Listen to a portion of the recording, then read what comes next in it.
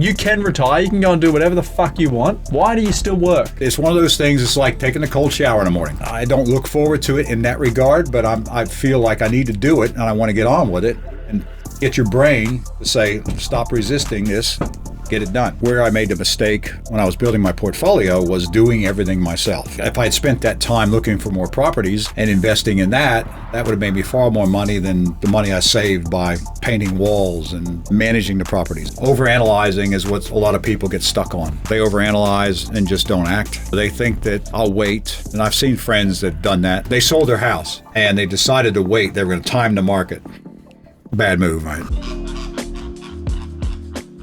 Big D. Let's do this. It's good to have you in the studio, mate. We've only been fucking trying to do this for about 4 months. Yeah, but we finally got there. Now, Dennis is going to be the oldest man that we've ever had on the podcast. He's 110. He looks...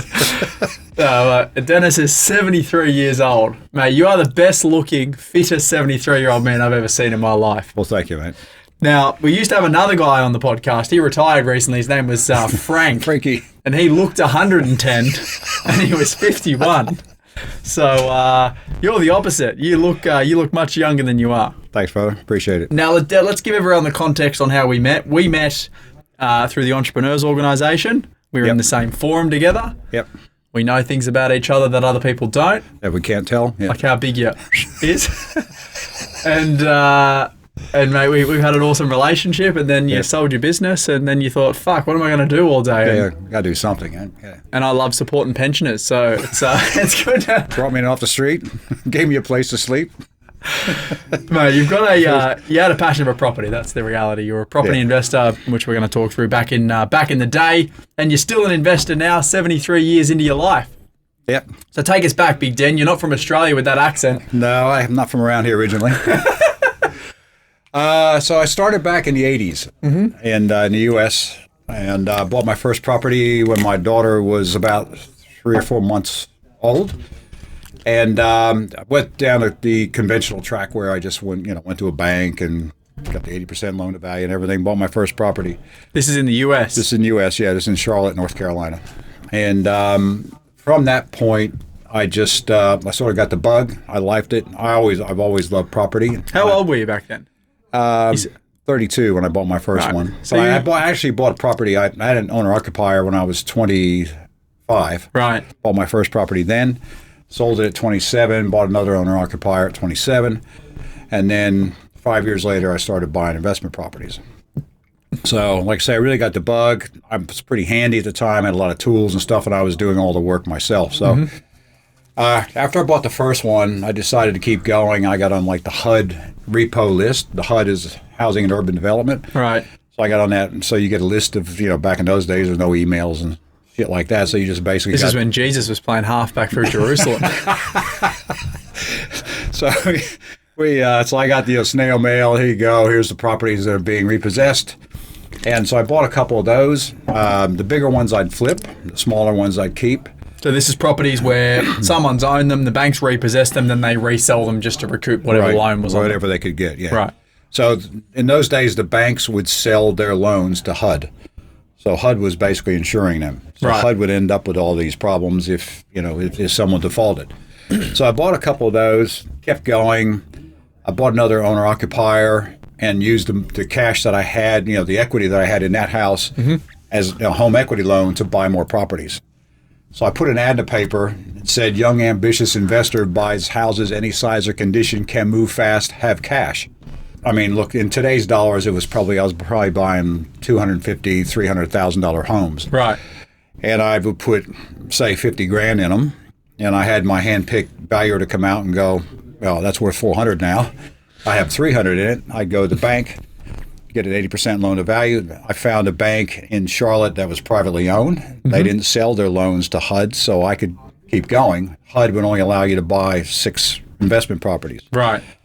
So the private bank... Is that common in the US with lenders, right? There's a lot of independent banks versus, like in Australia, we've got, 4 majors. I have a friend of mine in Kansas. He has his own bank. Right. So, yeah, there's still a few out there. I'm sure they haven't been taken over. But these guys, they were very entrepreneurial and stuff. They had a 5-year balloons on all these. But, I was basically able to get 80% loan to value, so I'd cash out. Mm-hmm. So I'd move on to the next one. So I was doing basically the accelerator program in a different way. Back in the 80s, in the 80s. 90s, yeah. Right. So the other thing I was doing is back in in those days, owner financing was quite big. So I'd get these guys to give me some owner financing with the provision that at some stage in the future, they would be subrogated to a second mortgage. Right. So essentially vendor finance, right? You'd go to them and say, hey, I'll buy your house off you for X dollars, yep. but I need you to fund my portion of the loan with the equity, right? Like the cash you'd have to put in. Yeah. And the bank would fund the rest. The bank would fund the rest, and they would move to a second loan position. So I'd get an 80% loan to value from the bank. Yep. And I'd still owe the owner some money. And in some cases, I'd have like 120% loan on that house. Yeah. And then you'd go and renovate that house. Yep. As the value would increase, you'd pay the owner out with the increased valuation. Sometimes, yeah. Other times you just tell them. Other times we just, I'd roll it over again. Right. I just kept it and I would fix it up a bit, but I just kept renting it out. And how many properties did you get to at your prime? At the peak, I had 30 properties.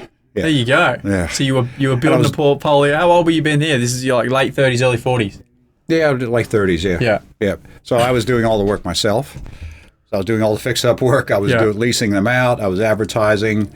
Qualifying the lessees, taking them to court, throwing them out, doing that. So you're fully self-managing the whole thing. Yes. Finding the assets, buying the assets, structuring the deals, doing the renovations, then managing the properties on the other end. Yeah. It was a pain in the ass. Right. It was really, and I realized later on that I was making my money by buying and selling properties, not by managing them. But because I was so stretched from a serviceability perspective that I had to save every dollar that I could, so I'd go running around on weekends and fixing these places up and painting them and, doing all that shit. Basically. And what was the strategy? Like you just thought, I'll just keep buying properties, and what was the end goal? Just keep going until I could, I can't service them anymore. Right. So I got to that stage, but like say, in every few I would flip. Mm-hmm. So like say I'd have my ad in the paper, and I thought, well, there's a bigger one. It's not going to work very well yield-wise for an investment property. Mm-hmm. So I'll just fix it up, put it back on the market, flip it, get some cash from that. Right. Put it back in the kitty, and keep moving on from there. So all in all, I probably had bought like 40 properties. Right. And all around that $300,000 purchase price based on today's dollars? $300 to $500 mostly. Right. Yeah. One was like about $700, but that was, the flippers would be a bit more. But, most of them were right around that price range. So. And what sort of money were you making off a flip if you were buying something for, say, $500 to $700, putting how much money into them? What would you try and make? Sometimes, 200. Something like that. So you make decent coin. Yeah, we make it. It was worth the effort. And what were you doing at the time, work-wise? I was working full time for a for a telecommunications company. Right. Yeah. Which is what you ended up getting into. Yeah. In Australia. Which I was involved in all the time anyway. But it's a full-time job. But I basically had a friend of mine because I was pretty bored at work, to be honest. And but this job gave me the flexibility to go out like at lunchtime and go look at properties and stuff like that, and then come back and still get my job done. Right. And a friend of mine who was in the property department. So you were bludgeon on the work from home as well back then, like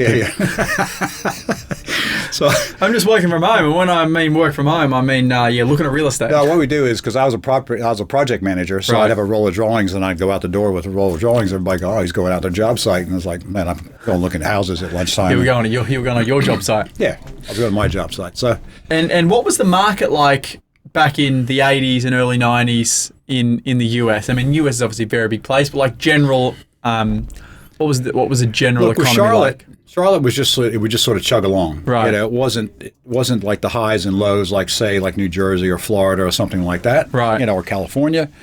It was just sort of like I say, it was sort of steady incline. Mm-hmm. 3, 4, 5% a year.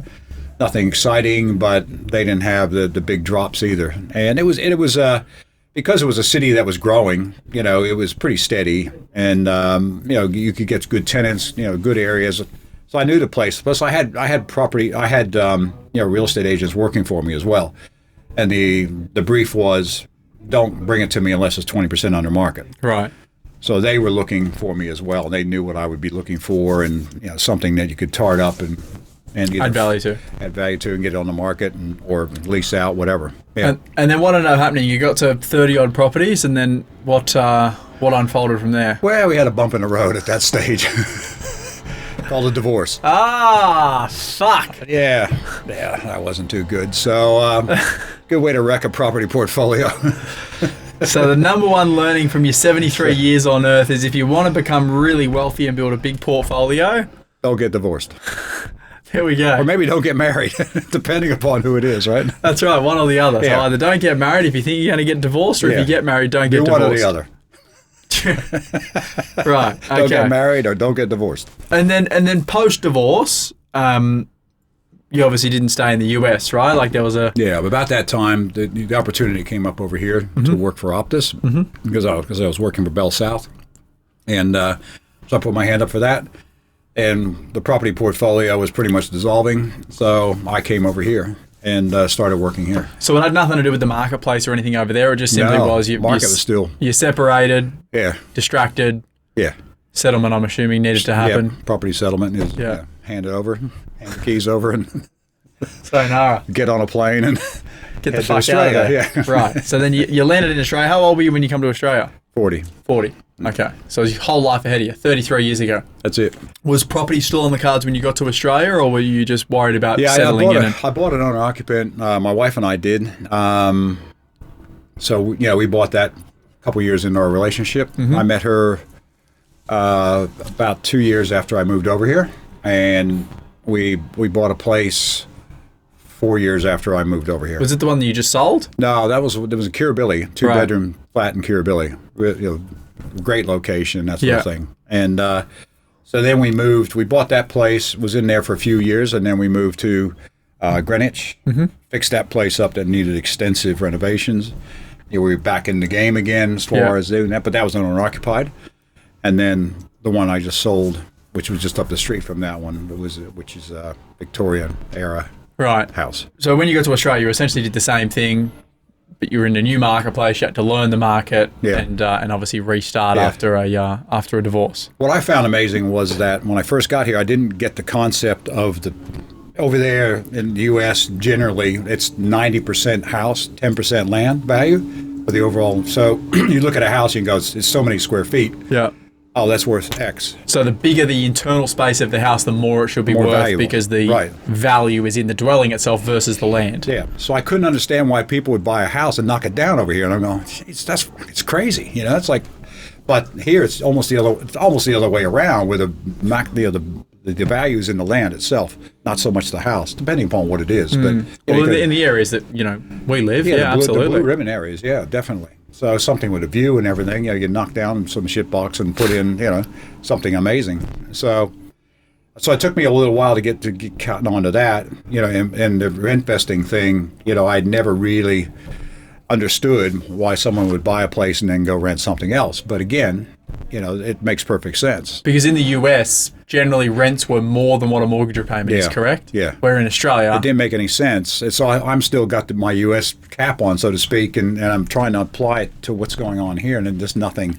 So I fell back in the old routine of buying owner-occupiers and stretching myself that way. But you did very well out of owner-occupiers, right? There's no denying that they did well. Like, what was the first property worth that you started in? Like, how did that sequence roll out? You bought the apartment, sold that, bought the first house, sold that, and then obviously you bought the second house. Yeah, so we bought the first one for $375, and I think it was only about 2 years later or so, we sold it for $525, and then we rolled that into our next place, which I can't remember how much we paid for that one.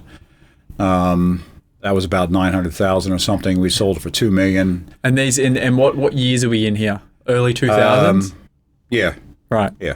And Kirribilli, for people who don't know, North Shore, right next to the Harbour Bridge, incredible harbour views.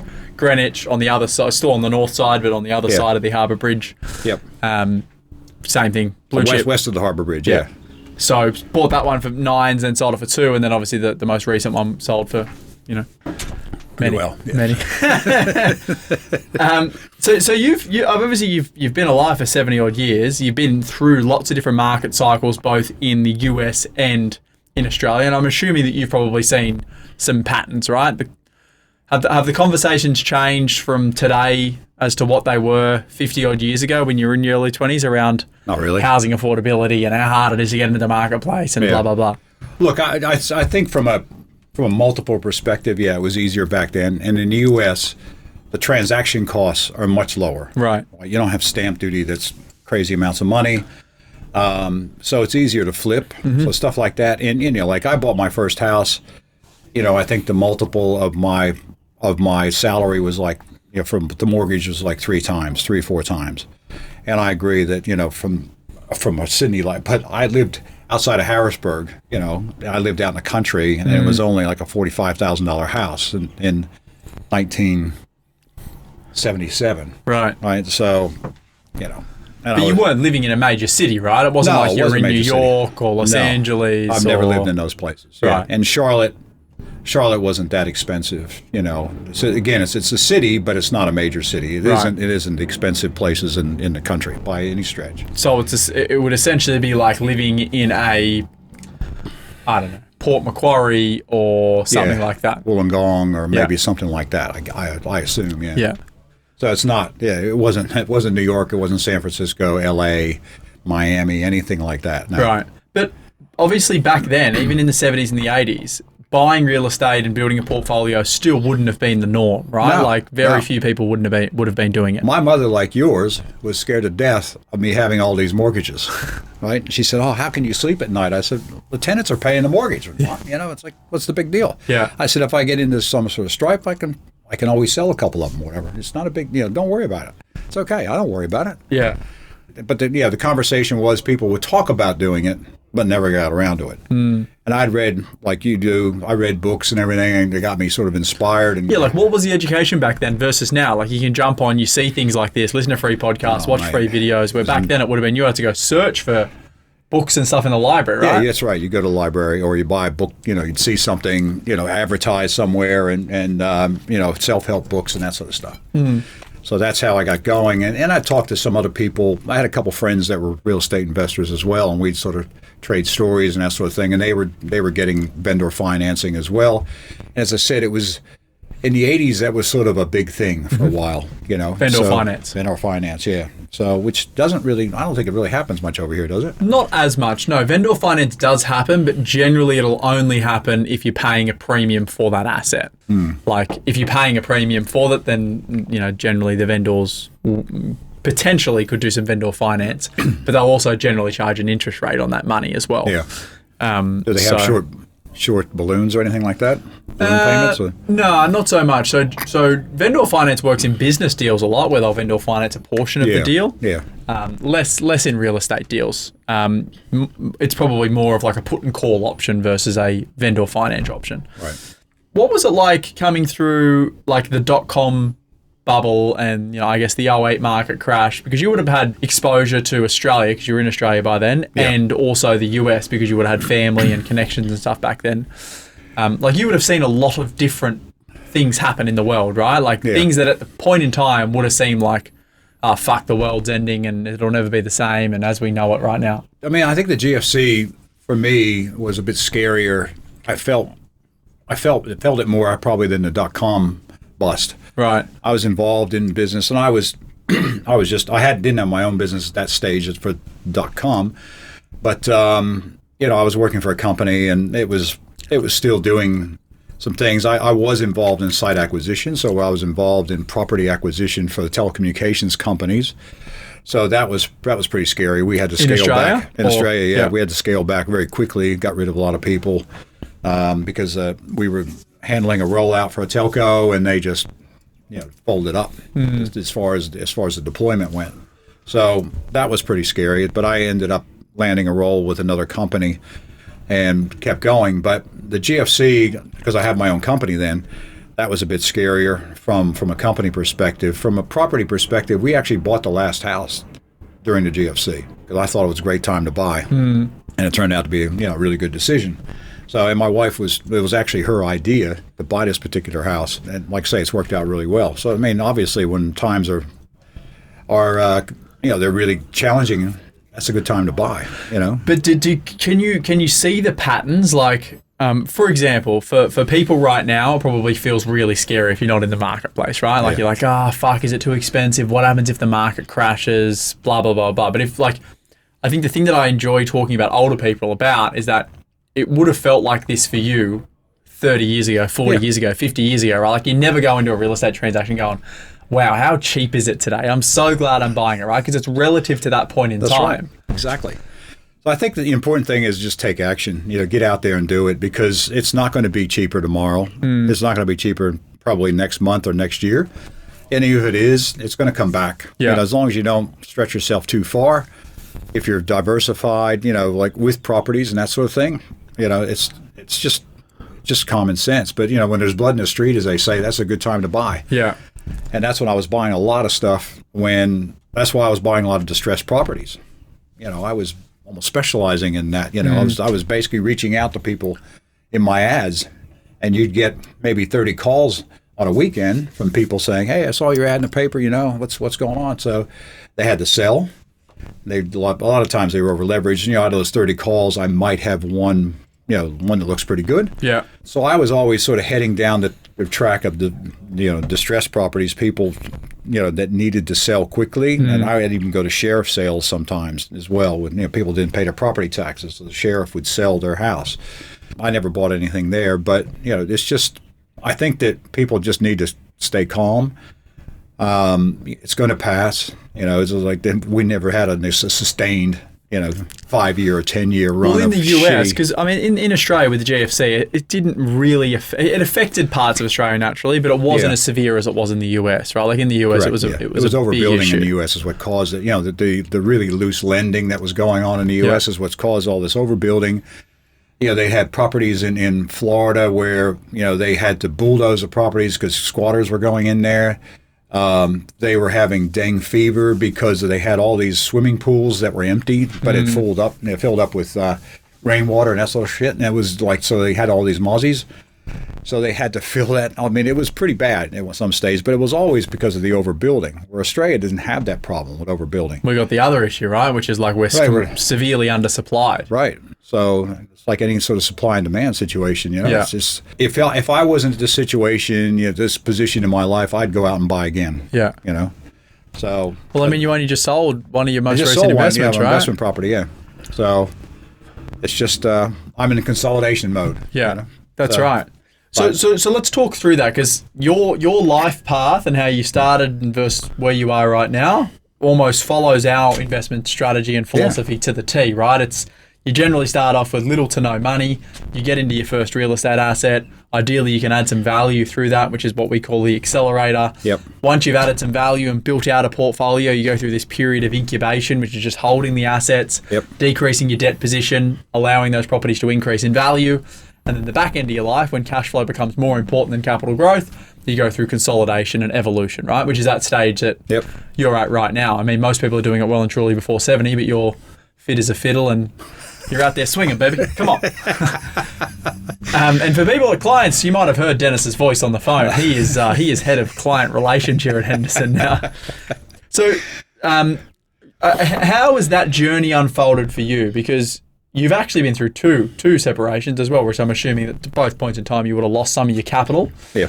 But you've gotten to a point now where you've had really good success in Australia through buying and selling owner-occupier homes, adding value to those properties, and investment properties that have also grown in value. Yep. And now you're in a position where you don't need to work, you just do it because you enjoy spending time with me. That's right. Exactly. I love your companionship. Oh, look, it's like I say, I when you and I talked about getting together for this podcast, I thought about this, and I thought, this is exactly... Take my clothes off. That's what you thought. You're like, fuck it, I'm going to... Get my gear off, yeah. But the accelerator program is exactly what I was doing, except in it was a different time. The lending was a bit looser in those days, and like I say, the vendor financing was still very popular then. So I just took advantage of all that, but it was exactly on paper, almost like what you guys do with the accelerator. So I started out small with just a little 3-bedroom house, kept getting larger, and then, like I say, I started launching into investment properties, which is when everything really took off. Yeah, I was getting to the stage where I could basically leave my job, my full-time job, and just focus on property, because it occurred to me a little bit late in the day that this is where I was making my money. I was making far more money in real estate than I was working a corporate role. And of course the corporate now, role would have just been essentially your day-to-day cash flow, right? yeah, that basically helps me get my mortgages. Yeah. Right. So that helps me prove my serviceability, because in those days they were applying factors to the loan. So they'd say, okay, well, this is you're making $8,000 a month, let's say, from this property, but by the time you take off vacancy, maintenance, blah blah blah, all this sort of stuff, you're down to $6,000. And I'm going, man, I do it all myself. Why are you knocking $2,000 off my income? Which is essentially how they calculate serviceability, right? They buffer everything. Yeah, they take everything down. They apply their own, own formulas to these things, which knocks it down the income. Yeah. But yeah, then I just kept working through that. I was getting bigger and bigger, more confident. I had my networks in place. I had my my lawyers and the real estate agents and the handymen, if I needed to bring them in. I had a valuer that would basically do whatever I asked. He'd go out and say, how much do you want for this, Dennis? So, okay, cool. And so I just kept the ball rolling. And, once you do it a couple of times, you become a lot more confident and prepared to do it again. So that's how it all sort of evolved. And then, like I say, of course, like life throws a few challenges at you. A few curveballs. Yeah, and then came over here and but you still would have had money. Like when you come to Australia, the money that you bought the first property with in Kirribilli would have been, I'm assuming, capital that you brought from the US, right? That was left over. Yeah, it was a combination of things. Yeah. And then that rolled you into your first one. Did you add some value to that apartment, or was it just purely? Not really. We just painted it, and because the finishes and everything were fine. It was beautiful. It was a beautiful block, beautiful sandstone block just across the street from the harbor. We could see it had a little bit of a view there, but it was a really great spot.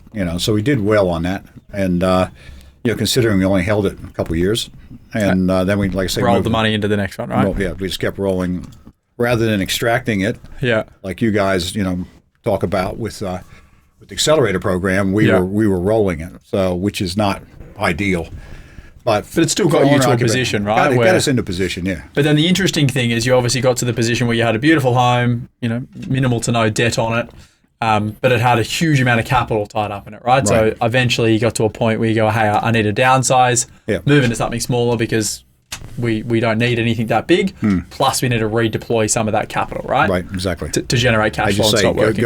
Go for cash flow, rather than capital gains. And what does that look like for you? You've done the downsize now. You've sold the big owner-occupier home. You've pulled some money off the table. Yep. How are you then going to be generating your cash flow? Like, other than just the work that you're doing and the shit that you do on the side, are you deploying the majority of that money into superannuation for it to generate cash flow? Are you doing other things with it? Yeah, we're going to be putting money into superannuation, and we're looking at other investments, just liquid investments, really. So just, put money in various avenues to generate cash, to generate interest, and just live off the interest, hopefully. Yeah, so essentially have things that are more liquid, not tied to real estate, where you have to sell it to be able to get the money out. Yeah.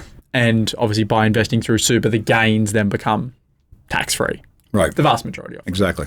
What potentially you could have done if you were still doing the US model was have the investment portfolio. Eventually that would have started paying for itself and paying you. And then maybe you wouldn't have had to sell down the investment because that cash flow would have continued to grow. Right. Yep. So there's two avenues and they both absolutely work. But I guess what most people will find as they go through their journey is that they choose the owner-occupier route and they continue to get a bigger and bigger home. And obviously with that becomes a bigger and bigger mortgage that you have to decrease. Yep. One day, because 70 or 80% of your net worth will be tied up in that. Yeah, one asset, you will have to sell it and then go and invest the money, because the investments is actually what gives you the income versus the big home with. Yep. And get the stamp duty and pay the stamp duty again and all that sort of thing. Yeah. Because we spoke to a client a few weeks ago and they said, what about flipping? And I said, we're talking about investment properties here. You don't need to flip. Yeah. You'd extract the equity that you have in there once it's at that position. You either go in building value, or you wait till, as you say, the incubation period where it's gone for a couple of years or so, and now you've got some equity in there you can pull out and do it again. You don't want to sell it because you got to pay stamp duty again. Plus all the taxes. Gains, that's right. All that sort of stuff. Don't do it. Until you need to do it, which should be right at the end, right? And I guess if you're buying the right assets that are really good quality assets, you should never want to sell them, because if you own, if you use where you guys live now in Mossman, if you own the best house on the best street in Mossman, why would you ever sell it? Because it can't get any better than that in terms of the quality of the asset. Right. And that's how most people should be investing. It is go and buy the best quality asset you can afford for your money, so you can hold that property for 30 or 40 years. Yeah. Because that's where you get compounding, right? Exactly. What are some of the biggest lessons that I guess you reflect back on now in your 70 years of business, and because you've obviously built and sold a business as well, which has been successful, which we won't touch on that much in this episode, but you've done a lot. You've moved multiple countries. You've invested in property. You've built a business. You've worked in corporate. A lot of lessons there. Yeah. I've heard a lot of them. Listeners haven't. I think the biggest one is don't trade time for money. I think that was like I said before, like where I made the mistake when I was building my portfolio was doing everything myself. I realized that if I had spent that time looking for more properties and investing in that would have made me far more money than the money I saved by painting walls and mowing grass and managing the properties, which is, I didn't make that mistake with the investment property I had here. You guys managed it. I barely knew where, I barely drove past the thing, right? So nice. I just went blue chip asset on the Gold Coast. Yeah, just basically let it run, So I think that's my biggest lesson was, and where I probably would have liked to do that over again would be don't trade time for money. So instead of focusing on how much money you can save, which there is a finite amount, right? Like a paint, let's say a painter costs you $5,000. If you do it yourself, you can only save $5,000. Yeah. Or if you use that same time to go and find more deals or do something that'll make you money, there's an infinite amount of gain to come from that. Exactly. I think a lot of people get stuck in that. Yeah. We speak to a lot of people and they're like, oh, I'd love it to be close to home, so if something goes wrong, I can go and fix it up. Yeah. But it's because they're in that finite mindset, which is, you got to break out of that, and that's where you really start making your money. And I'm assuming you would have found that in business too, right? Like exactly, you control your own world in business. Yep.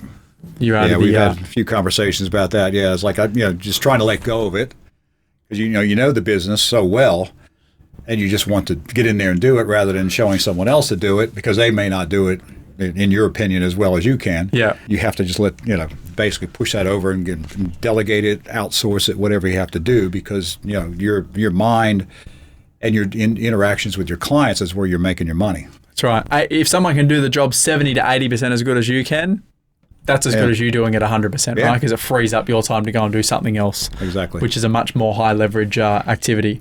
What are some other lessons? I'm assuming there's lots and lots of stuff where you reflect back on your life. I think that, some people overthink. They overanalyze and just don't act. And I just got to where, as I said, once you did it a few times, I think that the overanalyzing is what a lot of people get stuck on. They think that, I'll wait. This is going to happen. That's going to happen. And I've seen friends that have done that. They say, oh, we're just going to. They sold their house, and they decided to wait. They were going to time the market. Bad move, right? They sold a 4-bedroom house, and they ended up getting a 3-bedroom apartment. Because the market took off. Right. They waited way too long. I kept saying, look, buy and sell in the same market. For owner occupied. They didn't listen. They thought they had it all worked out. And he said, oh, this market's going to crash. And they kept waiting for it to crash and went the other way. And so I think it's overanalyzing. Obviously you got to think about it. There's a process you should follow. There's so much mind-blowing information out there right now on, YouTube and the books like Alex Hormozi. And there's so much information available to people. There's no reason not to do this. Very true. You don't want to get stuck in that analysis. You go on your website, and you've got all this content and stuff that you've shown people for free how to do this stuff. Why the hell would you not do it? What about time? Like, it's harder for people, I think, to look at me and understand when I talk about the theory of time because they're like, oh, what the fuck would you know about time? You're a 29-year-old. But coming from you being in your 70s. Like, how fast does time go? Oh, man, it's like, like tomorrow. It's like another 20 years. And that's the thing, that the time compounding is so important. And like, I've got a 22-year-old daughter, and I'm saying to her, look, maybe you got to get out there. Just if anyone did quick maths on that, that means Dennis was still out there in the field. Yeah. Anyway, yeah, I've got a 40-year-old too. So she was, And I've said to her, they got their own place, so that's great. But yeah, still in the US, right? Still, she's in the US. My older one, the younger one's here in Australia. Yeah, in Australia. So I'm saying, why don't you get out there, get yourself, she just graduated from uni, get a job, take advantage of the first homeowners grant. You're 22 years old. I mean, my God, you think when you're 42 years old, you've been in the market now 20 years. But you would still think, I'm assuming from the conversations we've had offline, you would still think about things like when you were my age, right? Like it wouldn't feel that long ago. You would be like, I remember when I had my 30th birthday here, or I was 18 doing this, or I was, 35 doing this, 40 years. And like all those things that you would have thought about at the time and maybe didn't do. Yeah. Because something wasn't right. You thought, fucking, this was going to happen, that was going to happen. Like, do you look back on things now and go, fuck, wish I would have done more. I wish I would have acted more, or like acted with more urgency or anything like that? Because there's time. Well, look, I think probably the biggest one in that regard is when I came to Australia, knowing what I knew about property. At least it was in the U.S., but a lot of it applies here. The only regret that I might have had in that regard would be that I didn't act more in Australia quicker, because I had, I was in a one-bedroom apartment. It was like $210,000 in Cremorne, and I thought, and I looked at the yield on it. I was like, oh, this isn't great, but that same apartment now is probably worth $1.5 million. Yeah, probably something like that, So, that part I'd say I wish I had probably acted a bit more from an investment point of view, but I had other things going on. Yeah, of course, that I had to pay for still, if you know what I mean. So child support, things wives. like that. Yeah. So what about the concept of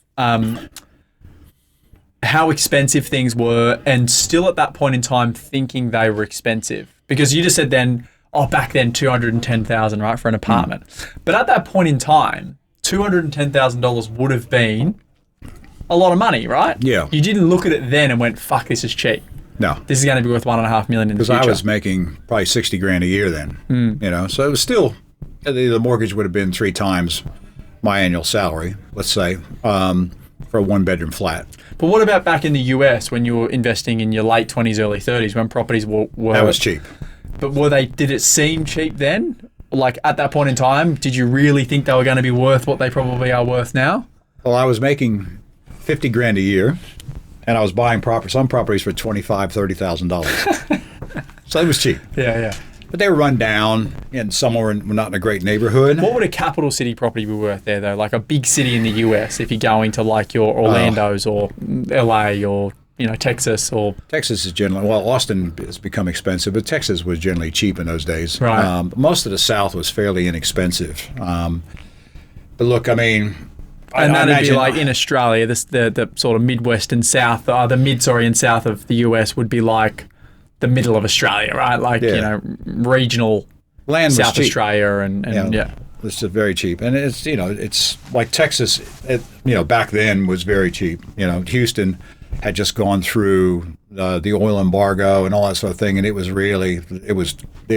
getting slaughtered. Right. So I was buying houses for $40,000, and people were moving up from Houston over to North Carolina to get away from it. It was that bad. But because they've had some really bad crashes over there, where like I say, there's some of these condominium complexes. There was like 1 or 2 people in there, and they were having to try to basically put the money together for the operation of the building. So it got that bad during like the GFC, for instance. It also got that bad during other events in the U.S., again, mostly because of overbuilding. What would it be in New York then? It would probably be like what I was paying for. I was buying little houses. I wasn't really buying any units. In New York, it would be almost all units unless you went out into the suburbs someplace. But I'd say probably $200,000 or something like that. Right, so it's like 4 or 5x. 4 or 5x, yeah. Which is no different. I'm just guessing, but I'd say something like regional. That probably. Yeah. Because I just think it's interesting, right? Like, if you look forward now as to what you just sold your house for, or what you sold other properties for, and do you really think that in 30 or 40 years' time it'll be worth 4 or 5 times? Oh yeah, definitely. That's the hard thing that people, they're like, how can it be that expensive in that period of time? But it just happens slowly, and things move, and all of a sudden you get there and you go, wow. It's supply and demand, right? Didn't think that was ever going to happen. We're close to the city. these suburbs are close to the city, and people aren't going to be. You can't replicate what's in a lot of these neighborhoods, because a lot of this stuff, for instance, is heritage. Mm-hmm. They're not going to knock down heritage buildings and put up high rises that look like Hong Kong. That's not going to happen. Yeah, they'll go out further, or they'll find other pockets somewhere. So you're going to be sitting on a very valuable piece of property that's fairly rare, so to speak. We're here in Paddington. I mean, you walk around and see all these beautiful terraces and everything. I mean, they're not going to knock that stuff down. Mm. So, it's supply and demand. And when there's lots of immigration and lots of people wanting to live in Australia, yeah, it's a great country. Yeah. It'd be more unlikely for it not to continue to grow at the same rate that it has than for it to continue, if that makes sense. I agree. It's interesting. One more. Pull one more out of the hat. Out of the hat. If I shake the hat around here. 70 years worth of wisdom. There's got to be some more juice in there. I mean, we can talk about some divorces in there, but we'll let that we don't want to do that. We don't want to do about property settlements and that sort of thing. I mean, it's probably a good lesson, though, in the fact that it's like you spend your whole life building, and yeah, I mean, in an instant it can be taken. You make a bad choice, and that's all it is. In the end of the day, I mean, you started out really well, and. That's probably an interesting thing to talk about. Majority of people on this channel listening to our podcast would be young. They probably have their first partner, second partner, or haven't got married yet. Like, how important is that to choose the right life partner? Because your life partner now is someone that you're 100% certain on. Yeah. And if you would have had that option back, when you're in your early 20s, imagine what your life would look like now, right? Exactly. Well, Warren Buffett said that. He said, choose carefully, because you never know what's going to happen, and it doesn't always happen, in the first 5 years or something. It might, My first one did, but the second one was, we were into it 13 years or whatever. Yeah. So, I mean, look, it wasn't great for a few years, but I'm just saying, be very careful when you choose, because if you have to break up, no matter how you set things up and stuff, you're going to end up with a lot of pain, and not just financial, but obviously emotional and everything else. Kids are involved. Yeah. It's a terrible situation. And it's becoming more and more popular now, right? Like, what do they say? More than 50%, I believe, of marriages in Australia end in divorce. Yep. Which means most people are probably not making the right decision up front, or they're not thinking about it, through the right lens. People change too. I mean, so you might get along great on day one, year 5, year 10, whatever, but something happens along the way. Things go on, and it's from a wealth perspective, it's destructive. Well, I mean, I've seen it with I don't know how many clients and people in my life where they've been on these incredible trajectories, and then all of a sudden something happens with a relationship and it all falls to pieces. And then when you're that much further in life as well, it's so much harder to restart, right? Because there's so much at stake. You got my first one, it was just like I took the car, she kept the furniture, and that was it, right? We rented a place. We didn't have any assets. Yeah. We're still very young. So second one, obviously, that was a lot more involved with that, and trailing income streams and expenses and all that sort of thing. So, it's just choose carefully. I mean, and it's something Warren Buffett. It's not my original. It's Warren Buffett came up with that. It's very he true. Said that'll tear your finances apart quicker than anything. Very true. I mean, I see it so much. And to be honest, that's probably why I've been with my partner now 8 years, and it's probably one of the things that's made me take time is the fact that people get into relationships, I think, and there's like the societal pressures of like, you need to get engaged, you've been together for 24 months, get engaged, have kids. Yeah.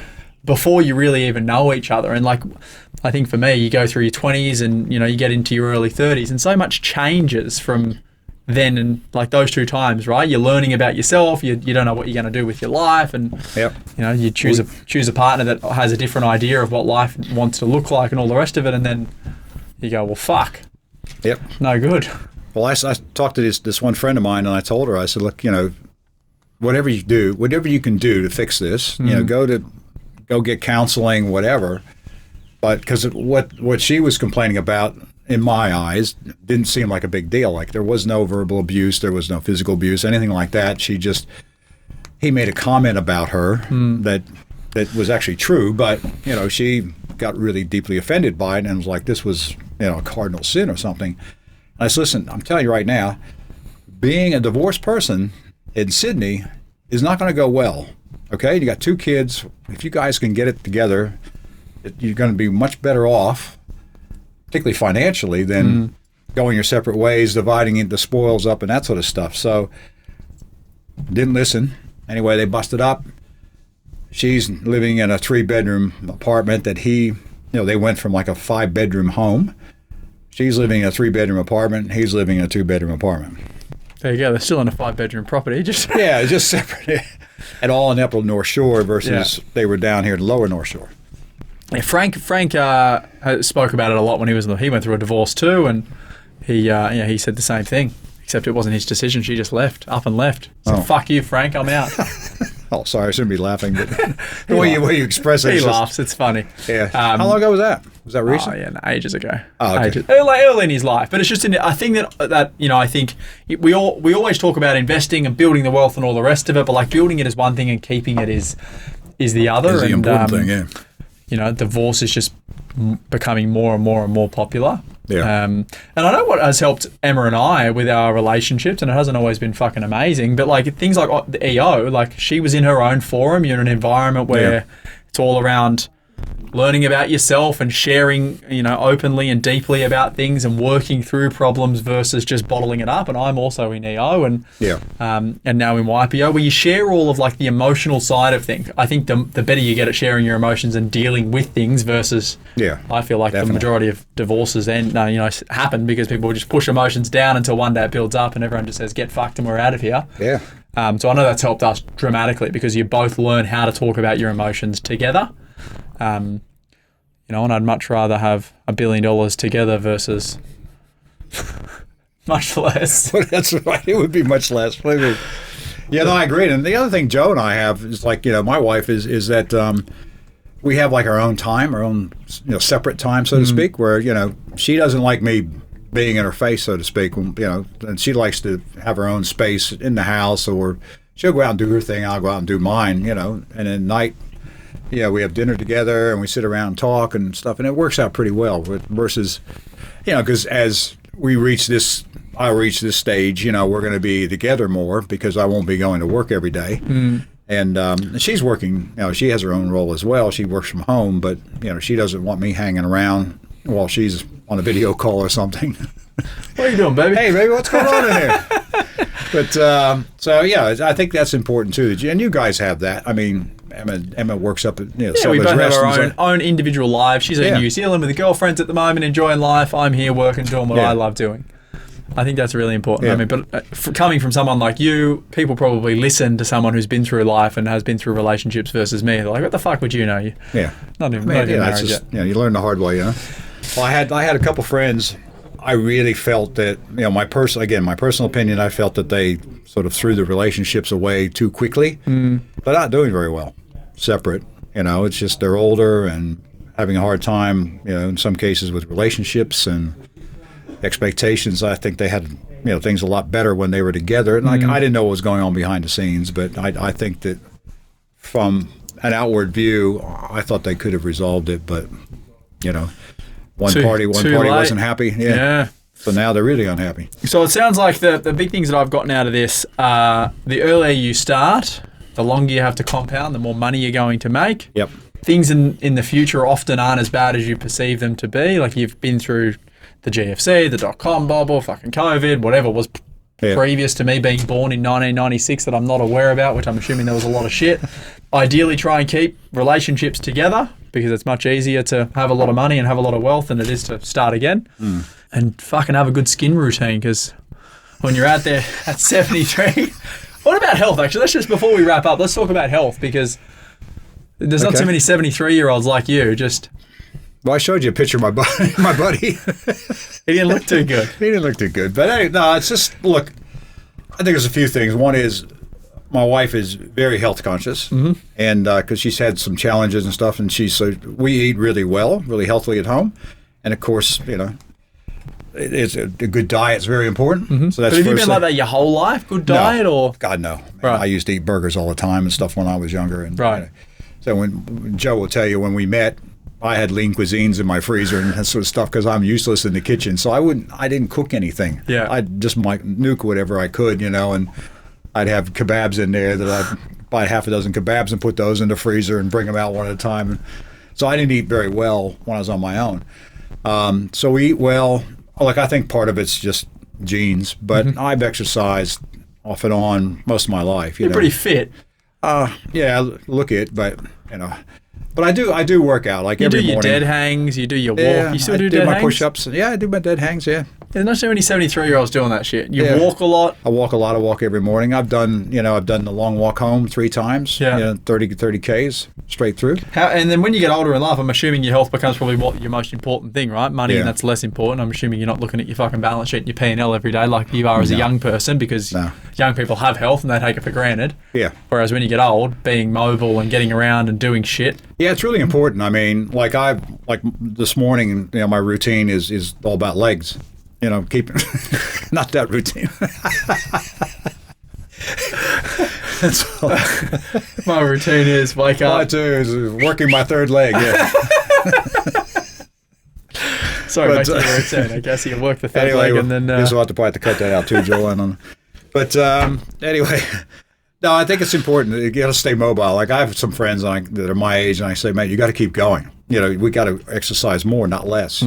Particularly your legs, because people fall over all the time as they get older. Well, that's what happens to most older people is they fall over and then they die. Yeah. That's it sounds dramatic, but that's the truth, you're right? Exactly right, yeah.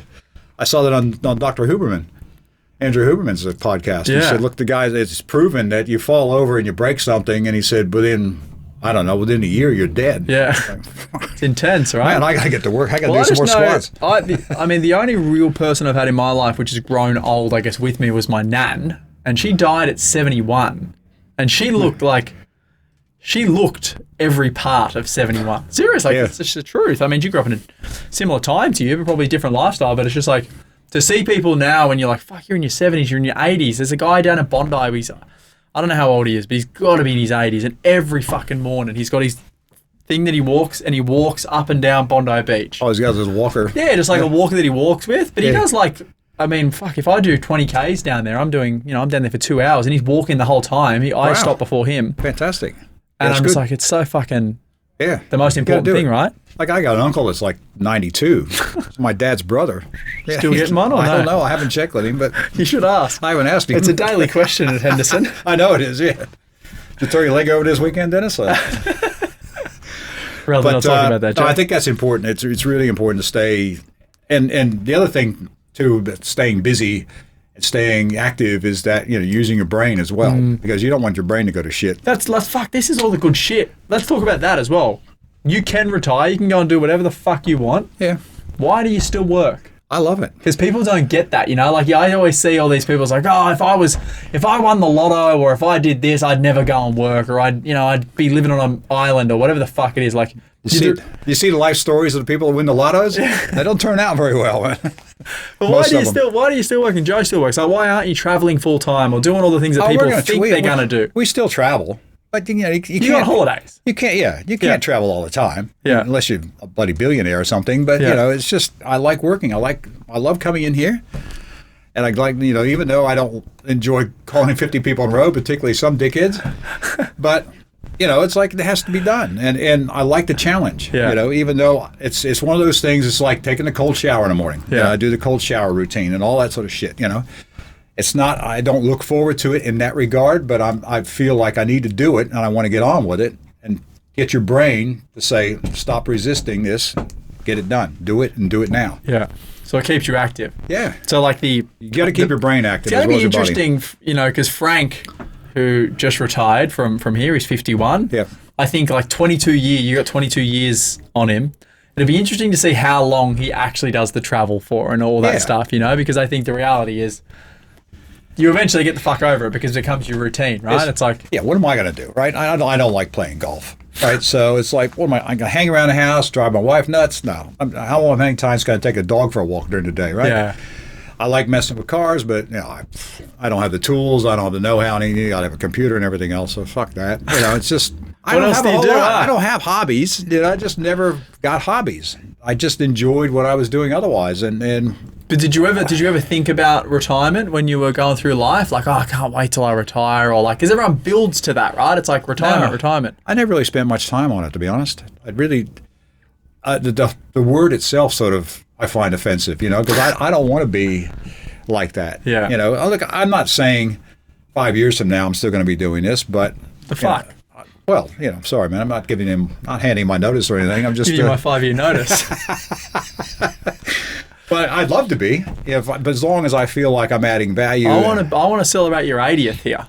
Okay. Here's Dennis. He's 80. I think it's just important to keep your brain, because I'm more worried about my brain than my body, to be honest. I see people getting dementia and that sort of shit, and it's like, my uncle is just as bright as he was in his 50s, and he's 90 something, like I said, but his body's going. It's like, I'd rather my body go than my brain. Yeah. I want to be able to recognize my loved ones and know what the hell's going on, and if this goes, it goes. As long as that's still working. That's right. That's why I take the cold showers, man. What about a Merle? Dopamine. Merle story. Can I still fuck? Nah, I'd rather be dead. He's a good man. So that's my words of wisdom. It's very, very good. I enjoy spending time and learning from older people, because ideally their life fuck ups means I don't have to go through the same thing. So that's my. And I have to say, you learn quickly. And I found out before, when I gave you a suggestion, you didn't get defensive or anything like that. You just took it on board, and so you do learn, mate. That's right, mate. You're not bullheaded, you're not stubborn. You're just like, no, fuck it, that's the way I'm doing it. I don't care.